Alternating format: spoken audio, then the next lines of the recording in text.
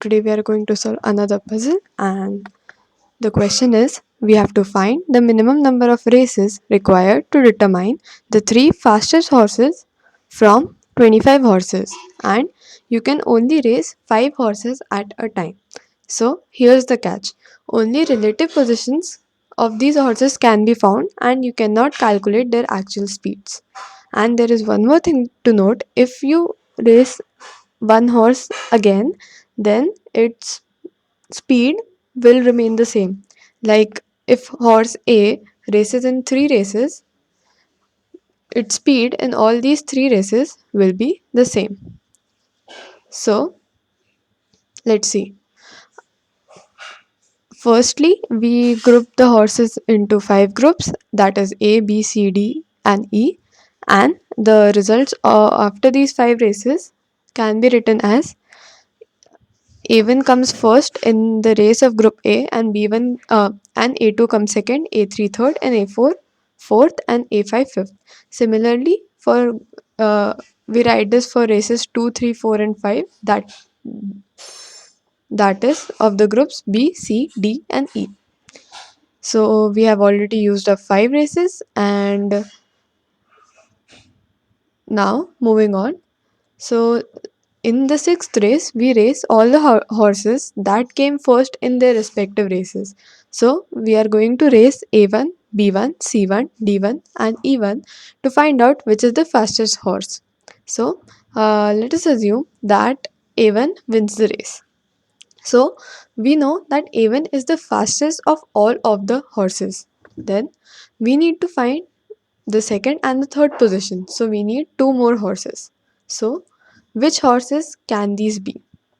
So as A1 is first, uh, and if let us assume that the group A is the fastest as compared to any of the other groups, then second and third position will be acquired by A2 and A3.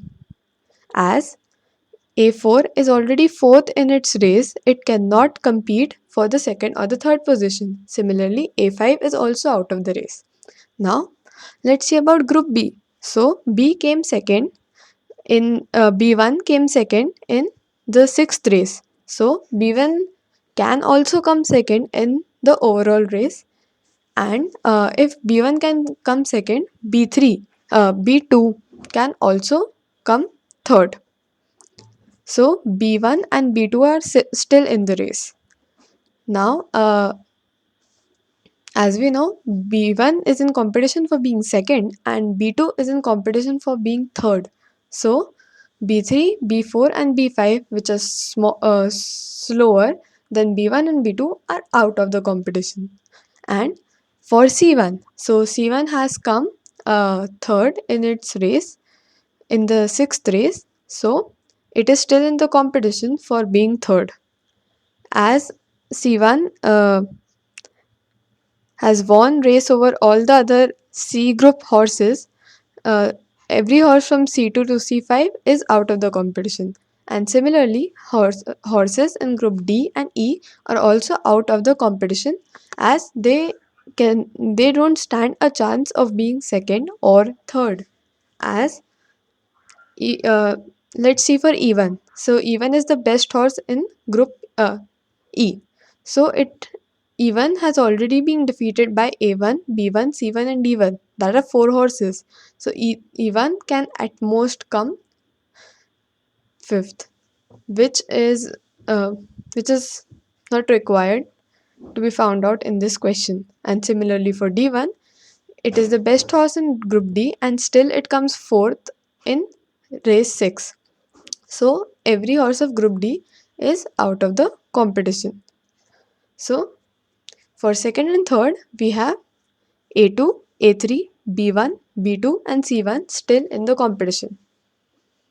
Now, as these are 5 horses, we have a race 7 with A2, A3, B1, B2, and C1. And whomever comes first and second in this race will be overall second and third, as A1 is already in the first position. So, the total number of races required at a minimum are 7. Thank you for watching.